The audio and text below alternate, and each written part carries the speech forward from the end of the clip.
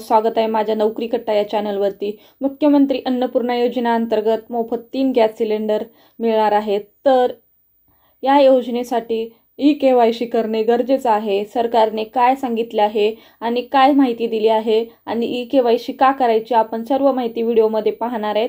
तर व्हिडिओ शेवटपर्यंत पहा आणि चॅनलवरती नवीन असाल तर चॅनलला सबस्क्राइब करा आणि बेल आयकॉनला प्रेस करा, लाईक करा, शेअर करा।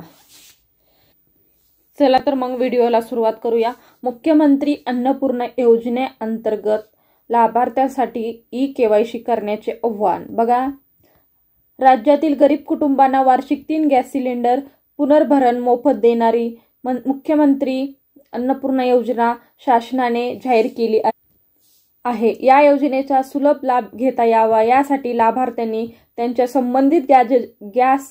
संबंधित गॅस एजन्सीकडे जाऊन ई-केवायसी करावेत। तसेच लाभार्थ्यांचे बँक खाते आधार संलग्न करून घ्यावे असे आवाहन अन्न व नागरी पुरवठा विभागामार्फत करण्यात आले आहे।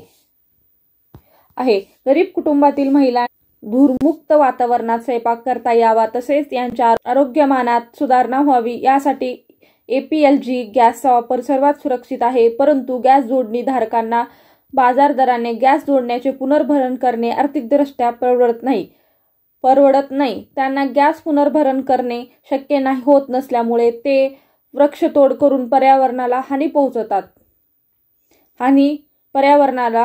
पोहोचवतात। त्या अनुषंगाने राज्यात मुख्यमंत्री अन्नपूर्णा योजना जाहीर करण्यात आली आहे। या योजनेअंतर्गत राज्यातील प्रधानमंत्री उज्ज्वला योजना आणि मुख्यमंत्री माझी लाडकी बहीण योजनेच्या लाभार्थ्यांना वार्षिक 3 गॅस सिलेंडरचे पुनर्भरण मोफत देण्यात येणार आहे।